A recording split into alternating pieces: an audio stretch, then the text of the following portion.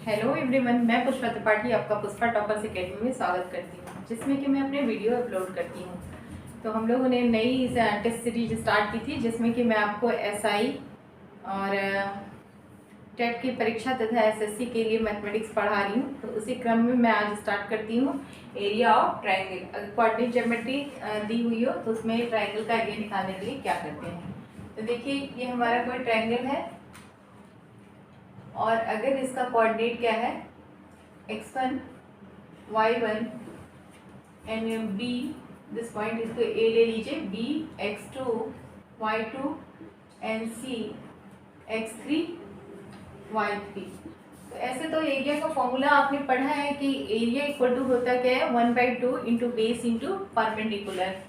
a equal to 1/2 into base into perpendicular.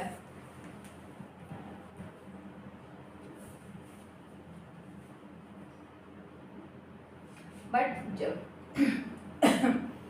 जब आपको क्या दिया होता है कि इसके वर्टिसेस दिए होते हैं, ट्रायंगल के वर्टिसेस दिए होते हैं, in this case area equal to क्या हो जाएगा, कोऑर्डिनेट आपको दिखाई दे रहे हैं, a इक्वल टू 1/2 ब्रैकेट लगाइए x1 y2 minus y3 plus x2 y3 minus y1 plus x3 y1 minus y2। ये फर्स्ट टाइम जब हम ये देखते हैं तो ये हमें बड़ा टफ लगता है याद करना कि y2 minus y3 minus y1 minus y2, but बहुत आसान है इसे याद करना। इसे याद करने की ज़रूरत ही नहीं है। इसे आप देखिए, एक बार हमारे यहाँ पे देखिए, हमेशा सर्कुलर ऑर्डर में चलता है। जैसे हमने यहाँ क्या कहा था, x1 y1 है एंड हियर क्या है x2 y2 है एंड हियर x3 y3 है। ये देखिए हमारा ट्रायंगल है। ओके, अब हमने क्या लिया, x1 लिया, हमने फर्स्ट क्या ले लिया, x1 ले लिया। तो फिर होगा क्या कि ये y2 में से y3 सब्ट्रैक्ट होगा। ओके, जब हमने x1 लिया तो हुआ क्या, y2 माइनस y3 हुआ। अब हमने यहाँ से क्या ले लिया, x2 ले लिया। x2 जब लिया तो y3 माइनस y1 सर्किल में चलेगा, आप भूल से भी y1 माइनस y2 नहीं करेंगे। और जब हमने यहाँ पे x3 लिया देन फिर क्या हो जाएगा, y3 खत्म, y1 माइनस y2। अब आपको ये फॉर्मूला मुझे लगता है कि कभी नहीं भूलेगा, क्योंकि इसमें माइनस का ही थोड़ा ध्यान रखना होता है। इस फॉर्मूला का यूज करेंगे हम आसानी से एरिया ऑफ ट्रायंगल निकालेंगे। तो चलिए एक क्वेश्चन लेके मैं आपको बताती हूँ, जिससे कि कॉन्सेप्ट आपको और क्लियर हो जाए। चलिए स्टार्ट करते हैं।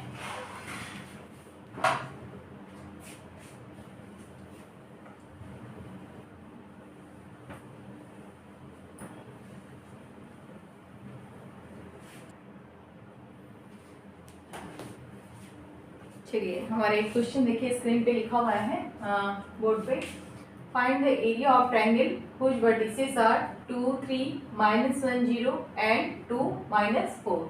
तो देखिए यहाँ पर हम एरिया निकालने के लिए करते क्या है, अभी मैंने आपको फॉर्मूला बताया है। जैसे कि आप देख रहे हैं कि वर्टिसेस के कोऑर्डिनेट दिए हुए हैं, तो हम यहाँ पे लिख सकते हैं x1 equal to 2, x2 equal to -1 and x3 equal to 2। इस तरह से लिखने से कभी भी कैलकुलेशन करने में कोई भी मिस्टेक नहीं होगी। And y1 equal to 3, y2 equal to 0 and y3 equal to -4। एक बार ध्यान से देख लेना चाहिए स्टार्टिंग में ही कि हमने सही तो लिखा है, ताकि कोई भी मिस्टेक ना हो।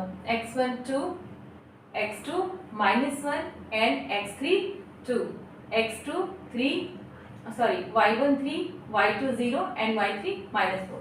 यूज करते हैं फॉर्मूला मैंने क्या कहा एरिया के लिए, a equal to 1/2 x1 y2 minus y3 plus x2 y3 minus y1। देखिए हमारी प्रैक्टिस में है तो मुझसे कोई मिस्टेक नहीं हो रही है, आपसे भी ऐसा ही होगा, plus x3 y1 minus y2।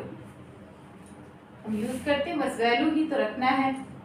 1/2 x1 की जगह पे 2, y2 माइनस y3, y2 देखिए 0, y3 माइनस 3 कर दीजिए, प्लस x2 की जगह पे -1 and y3 minus y1, y3 की जगह पे -4 and y3 minus y1, y1 -3 है तो -3 कर दीजिए, प्लस x3 की जगह पे क्या है 2 है एंड y1 की जगह पे y1 माइनस y2, y1 क्या है 3 है और y2 क्या है 0 है। ओके, तो ये यहाँ पे है, आप देखिए यहाँ पे y1 मैंने ये वो दिया था मिस्टेक से -3, बट है 3, मैंने यहाँ साइन लगाया है माइनस का, आप इस पे कंफ्यूज मत होइए। x1 एक बार देख लेते हैं फिर से, x1 2 y2 माइनस y3, हाँ सॉरी यहाँ पे करेक्ट कर लेते हैं। देखिए y2 की जगह पे 0 है और y3 की जगह पे क्या है -4 है, तो ये क्या हो जाएगा माइनस ऑफ -4 तो +4 हो जाएगा। ठीक है, x2 की जगह पे क्या है -1 है और फिर y3 माइनस y1, -4 -3, यहाँ भी ठीक है। x3 की जगह पे क्या है 2 है and y1 minus y2, 3 minus 0।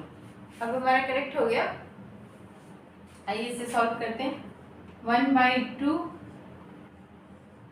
2 × 4 8, minus plus करिए -1 × -7 यानी क्या हो जाएगा +7, प्लस 2 3 जा 6,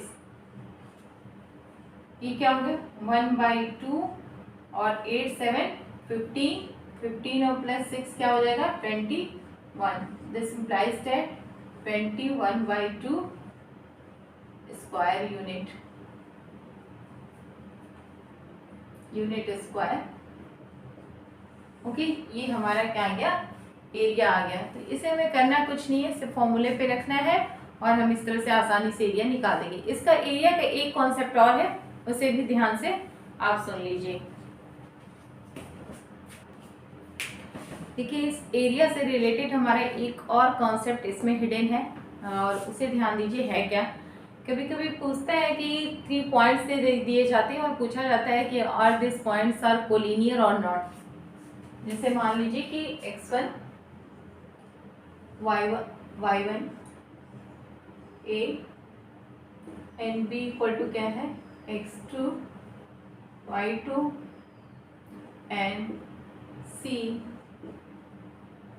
x3 y3, ये 3 पॉइंट्स दे दिए जाएंगे और आपसे पूछा जाएगा कि कोलिनियर है या नहीं है। तो कोलिनियर निकालने के लिए हम इनके लिए क्या करेंगे, एरिया का फॉर्मूला निकालेंगे। आप यही फॉर्मूला यूज करेंगे, a = 1/2 जो कि अभी हमने बताया है x1 y2 माइनस y3। मैं बार बार फॉर्मूला इसलिए लिख रही हूँ जब तक कि आपके दिमाग में याद न हो जाए कि एरिया का फॉर्मूला होता क्या है। जितनी बार मैं बताऊंगी उतनी बार लिखूंगी, शायद आपको मेरे वीडियो देखते देखते ही एरिया का फॉर्मूला याद हो जाए। Plus x2 y3 minus y2 minus y3, y3 minus y1 plus x3 y1 minus y2। ये तो ट्रायंगल का आपने एरिया लिखा, बट अगर ये हमारा क्या हो जाए 0 हो जाए, अगर मैं कहती हूँ कि ये एरिया इनका क्या आ जाए 0 आ जाए, इसका मतलब कि ये पॉइंट क्या है सारे एक ही लाइन में हैं। तो अगर आप ऐसी कंडीशन देता है कि proof that this point are collinear, proof तो देगा नहीं, शॉर्ट क्वेश्चन में देगा कि is this points are collinear, check कीजिए। अगर इनका एरिया 0 आता है then this points are collinear, और एरिया अगर 0 नहीं आता है दिस आर नॉट कोलिनियर। एक कभी कभी क्वेश्चन ये ऐसा भी आ जाता है कि सम पॉइंट्स दिए रहेंगे, उसमें कुछ वेरिएबल रहेगा, मान लीजिए कुछ 1 2 and 3 4 and something alpha and 3 ऐसे पॉइंट दे दिया गया और आपसे पूछा जाएगा कि what is the value of alpha, if this point are collinear then find out the value of alpha. आप क्या करेंगे, आप करेंगे क्या, इनके लिए एरिया का फॉर्मूला लिखेंगे एंड दिस आर कोलिनियर। अगर ये कोलिनियर है तो इनकी कंडीशन क्या हो जाएगी कि एरिया इक्वल टू 0, और फिर आप फॉर्मूला में रखकर सॉल्व करेंगे तो आपको एरिया की वैल्यू निकल अल्फा की वैल्यू निकल जाएगी। देखते हैं एक क्वेश्चन और इस टाइप से हम करते हैं कोलिनियर वाली।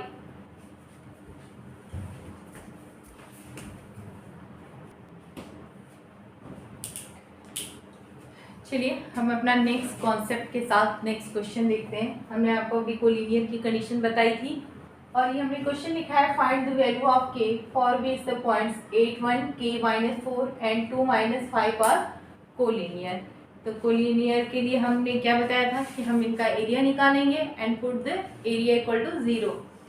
अब मैं डायरेक्ट वैल्यू रख रही हूँ, मैंने आपको फॉर्मूला बता दिया है। देखिए हम रखते क्या है, चलिए एक बार फिर लिख दें ताकि आपको याद रहे। 1/2 मैंने क्या कहा है x1 y2 minus y3 plus x2 y3 minus y1 plus x3